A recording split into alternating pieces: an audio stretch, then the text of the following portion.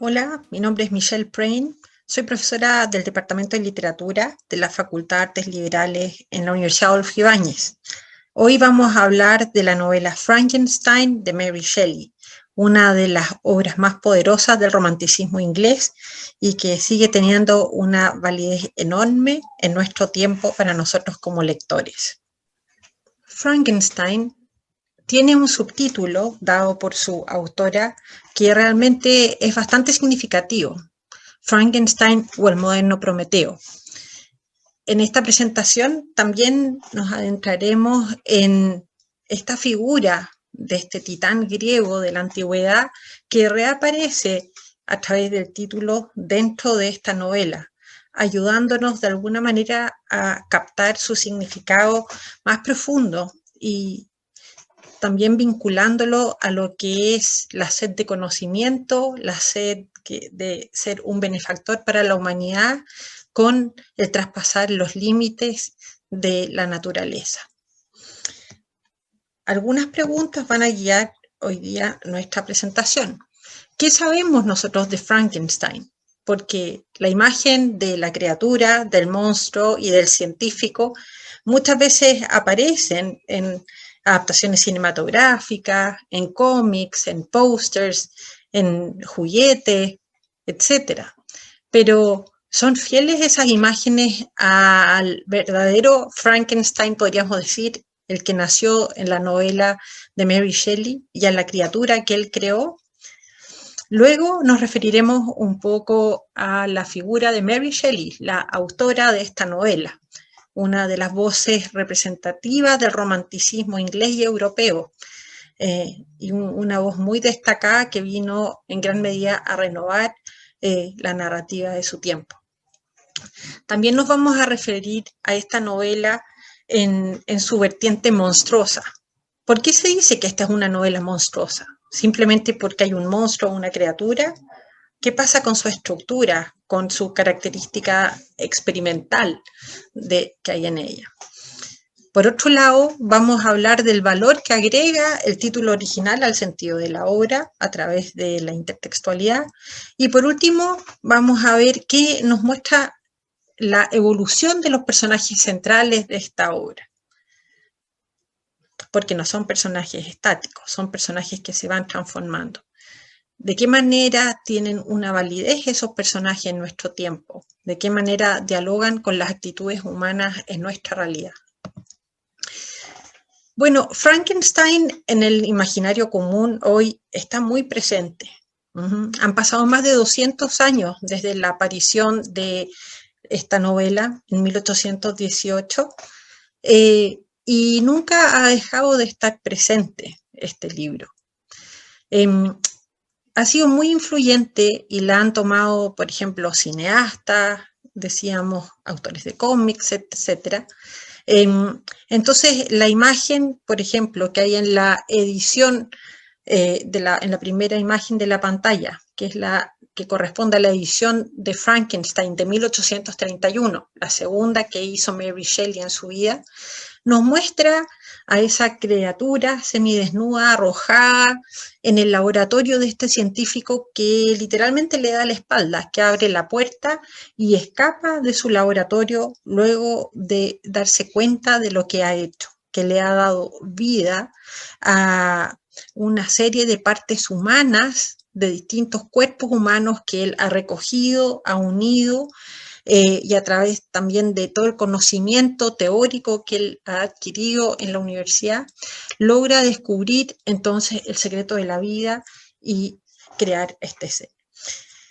Esa imagen, que es de 1831, como decíamos, ese grabado, ha tenido muchas relecturas, por así decirlo, en las distintas adaptaciones. Hay imágenes del cine, que vienen desde el cine mudo, en las distintas versiones, que son varias, de esta novela. Ha aparecido, como decíamos, en muchos cómics, como se ve también en la pantalla, en afiches, etc. Pero ¿son fieles estas imágenes o no a nuestros personajes? a la criatura y al creador. Lo vamos a ir viendo en unos momentos. Bueno, Mary Shelley fue una escritora inglesa, nacida en Londres en 1797, que murió en 1851. Es importante mencionar sus orígenes, porque probablemente sin haber tenido la educación privilegiada que ella tuvo y las experiencias muy dolorosas también que vivió, quizá nunca hubiese podido escribir esta novela y otras tantas que escribió en su vida, otras tantas obras.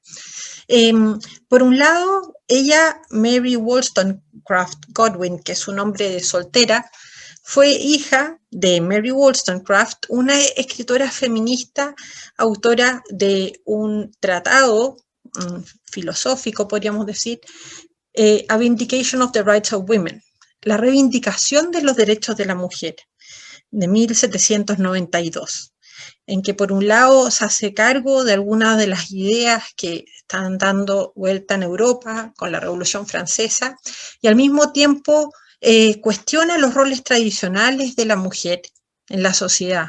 Y es una autora realmente importante porque fue tomada después por otros pensadores a lo largo del siglo XIX y muchas veces considerada una de las madres del feminismo del siglo XX. Mary Wollstonecraft lamentablemente murió pocos días después de dar a luz a Mary Shelley. Entonces nuestra autora, Mary, creció realmente sin su madre y también de alguna manera con la culpa, podríamos decir, de que ella haya muerto luego de haberle dado vida a ella. Por otro lado, su padre, William Godwin, fue un importante intelectual radical, de ideas bastante rupturistas, avanzadas, amigo de William Blake y otros varios autores, filósofos, artistas del romanticismo inglés. Mary creció junto a su padre y a sus medios hermanos también de un segundo matrimonio y participó en gran medida de este espíritu muy rico desde el punto de vista cultural que se desarrollaba en su casa, porque a ella, digamos, acudían distintos amigos, conocidos del padre, por interés, ¿verdad?, intelectual, por su conocimiento. Y dentro, digamos, de este grupo de personas que frecuentaban su hogar, se encontraba Percy Shelley, un joven poeta inglés con quien se enamoró y decidieron huir del Reino Unido. Entonces, en 1814, siendo ellos bastante jóvenes, ¿cierto?, escapan del Reino Unido. Ella escapa de su familia, él, digamos, también de su esposa, y se van en esta aventura a recorrer los Alpes, Suiza, Alemania, en una suerte de viaje de iniciación, ¿verdad? Y se dedican también a conocer y escribir. Junto a otros intelectuales, digamos, se albergan en un tiempo en una cabaña en los Alpes y escribían en la noche, muchas veces para pasar el tiempo cuando había malas condiciones climáticas. Y dentro de estas historias, un día surge la idea de hacer un concurso entre los que estaban ahí presentes, y la ganadora de ese concurso fue Mary Shelley, justamente con su historia de Frankenstein o el moderno Prometeo. Esa historia, después con algunas modificaciones y editada, se va a convertir en la gran novela, entonces que apareció en 1818 y que inmediatamente se convirtió en un éxito, ¿verdad?, digamos, popular para los lectores. Bueno, ¿por qué se habla de esta novela como una novela monstruosa? Simplemente porque hay un monstruo, una criatura deforme, fuerte, de una apariencia, digamos, que la hace ser rechazada, o por su estructura también, por su innovación en el sentido del uso de los narradores. Bueno, están las dos cosas, ¿cierto? Por un lado, hay que hablar de una estructura monstruosa porque tenemos relatos enmarcados, Primero, los capítulos 1 al 4, al comienzo de la novela, y después al final, el capítulo 24 y el epílogo, son narrados por Robert Walton, un explorador que escribe, ocupa entonces las cartas, digamos, y el género epistolar, digamos, la autora, para expresar la voz de Robert Walton contándole a su hermana las aventuras hacia el Polo Norte, porque él sueña con descubrir un nuevo paso por el mar de hielo hacia el Océano Pacífico desde el norte de Europa. En este primer relato, ¿verdad?, que aparece en la novela, como les decía, está contenido una suerte de marco para los capítulos centrales. Entre el capítulo 1 y 10, y luego entre el 17 y el 24, el narrador va a ser Victor Frankenstein, el científico, que tiene una sed de conocimiento muy parecida a la de Robert Walton, que quiere descubrir el mundo, la geografía, explorar terrenos que nadie ha conocido, territorios donde está la naturaleza en un estado prístino, pero tiene otro tipo de inquietud científica, Víctor. Desde niño le ha interesado el misterio de la vida. ¿Y qué es ese misterio? ¿Es el alma simplemente? ¿Es la electricidad? Estudia filosofía, se, digamos, adentra en conocimientos de la antigüedad, de la Edad Media, hasta que descubre ese secreto en su laboratorio para lograr darle vida a partes de cuerpos que él ha unido, de cuerpos muertos. Y en el corazón de la novela, entre los capítulos 11 y 16, vamos a tener la narración desde el punto de vista de la criatura, de ese ser monstruoso que ha creado Víctor Frankenstein. Entonces, vamos a conocer tres perspectivas de la misma historia, lo que, digamos, nos entrega distintas subjetividades, distintas miradas, distintos modos en que les afecta la historia a estos tres personajes centrales. Por un lado, vamos a tener a Robert Walton, el explorador, como primer narrador en las cartas a su hermana y en su diario al final en el epílogo, un segundo narrador que va a ser Victor Frankenstein, dándonos su testimonio como científico, y un tercer narrador que va a ser la criatura o el monstruo, que es el resultado del experimento de Victor, que nos da su doloroso testimonio, porque él, a pesar de haber recibido la vida, es un ser sufriente, que sufre el rechazo de la sociedad, y eso lo va transformando. Frankenstein, o el Prometeo moderno, su subtítulo, es una novela que juega recurrentemente con la intertextualidad. La autora fue una mujer muy culta y dentro de este libro aparecen distintos tipos de alusiones, citas, referencias a obras anteriores a ella, pero que ella conoce bien. Una de esas obras que ella toma y que se nota en el título es justamente el mito griego, digo, de Prometeo. Un mito que ha permanecido en el tiempo por la fuerza de su significado, ¿cierto? La historia dice que Prometeo fue un titán que quiso convertirse en benefactor de los seres humanos, robándole el fuego a Zeus, a los dioses, y que tenían el privilegio de poder manejar el fuego y entregárselo a los hombres. Con eso los hombres iban a poder desarrollar, iban a poder satisfacer sus necesidades básicas. Ustedes saben, con el fuego en el fondo se transforman los metales, se puede cocinar, etc. Pero al mismo tiempo el fuego es un símbolo muy fuerte con la luz de conocimiento y de sabiduría. Bueno, Prometeo roba entonces el fuego sagrado y se lo da a los hombres.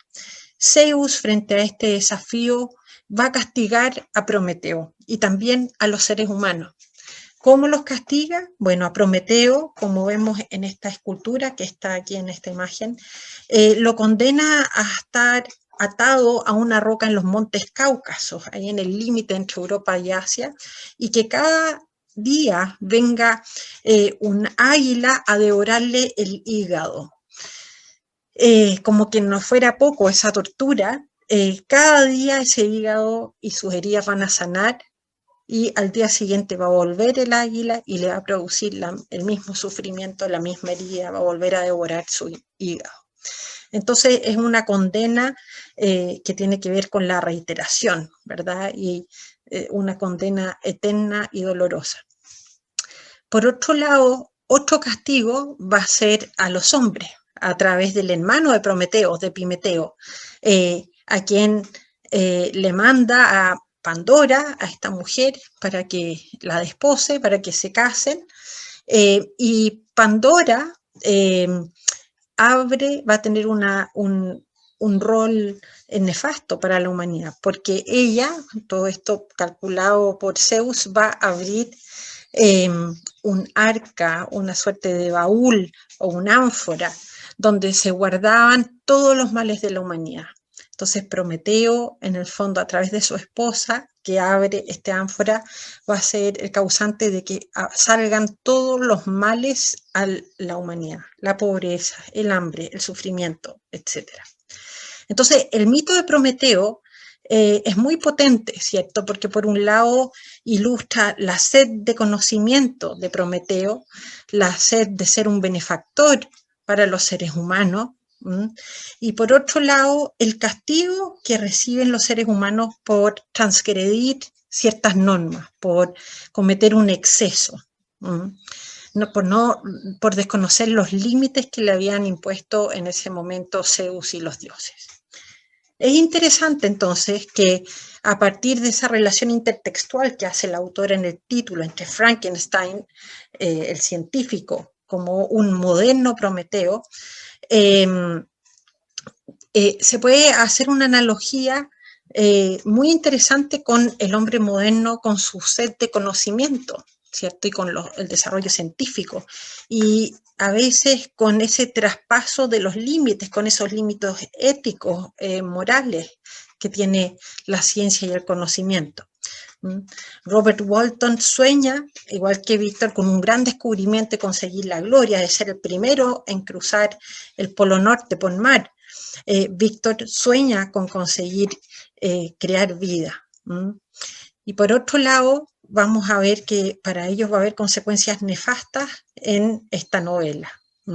Sobre todo para Víctor Frankenstein, que no toma conciencia a tiempo de que con la idea de crear vida está transgrediendo los límites de la naturaleza, y eso se puede volver contra él y sus seres queridos y contra la humanidad entera.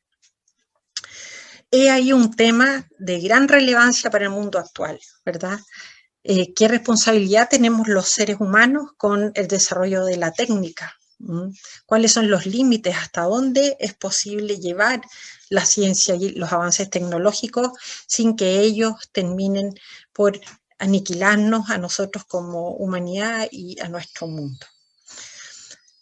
Al mismo tiempo, el mito de Prometeo, visto como esta sed de conocimiento y como un benefactor, puede ser visto en el proceso que vive Víctor, que es un hombre que decíamos como científico tiene una sed loca de conocimiento, pero que lamentablemente lo va a ir transformando, porque esa sed de conocimiento objetivo de alguna manera lo va a ir bestializando en su obsesión y, digamos, embruteciéndolo.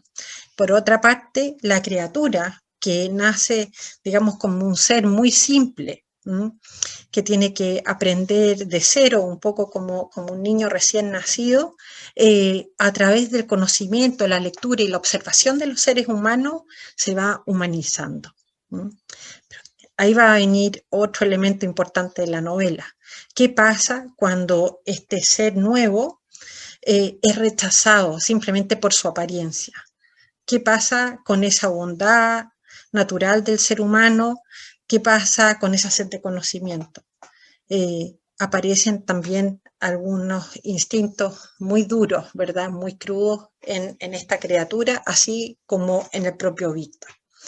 Entonces, en la novela, en ese sentido, se nos plantea el tema del hombre moderno y sus excesos hacia la naturaleza, y al mismo tiempo la evolución del ser humano, que puede bestializarse por una obsesión científica, o de una criatura que puede humanizarse y Sin embargo, al sufrir la injusticia puede también sacar lo peor de sí.